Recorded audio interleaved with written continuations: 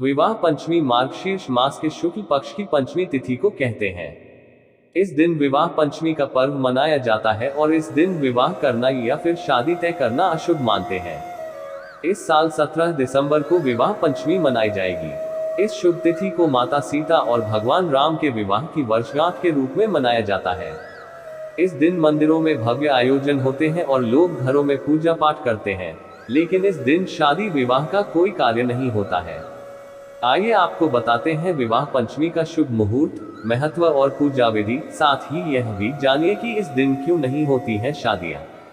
विवाह पंचमी का व्रत और पूजा 17 दिसंबर को होगी। विवाह पंचमी की तिथि का आरंभ 16 दिसंबर को शाम 8 बजे से होगा और इसका समापन 17 दिसंबर की शाम को 5:33 पर होगा।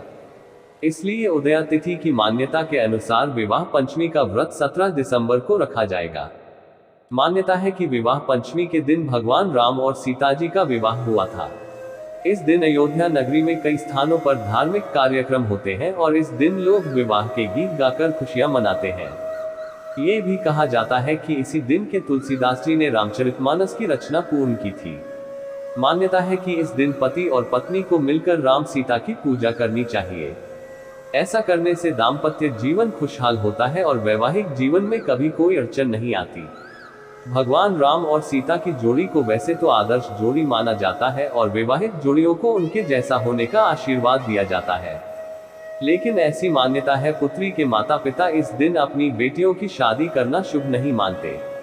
ऐसा माना जाता है कि इस दिन विवाह करने के बाद भगवान राम और सीता माता के जीवन में ढेरों कष्ट आए और उन्हें 14 वर्ष का जीवन वन में बिताना पड़ा था। इस कारण से इस दिन बेटियों की शादी नहीं की जाती है। विवाह पंचमी के दिन सुबह जल्दी स्नान करके लकड़ी की चौकी पर पीला कपड़ा बिछाकर भगवान राम और सीता माता की तस्वीर स्थापित करें और उन्हें पीली माला पहनाएं। उसके बाद विधि विधान से पूजा करें और आरती करके भोग लगाएं। कुंवारी कन्याएं इस दिन अच्छा वर पाने के लिए ओम जानकी वल्लभाय नमः मंत्र का 108 बार जप करें। इस दिन भूलकर भी घर में मांसाहार न बनाएं।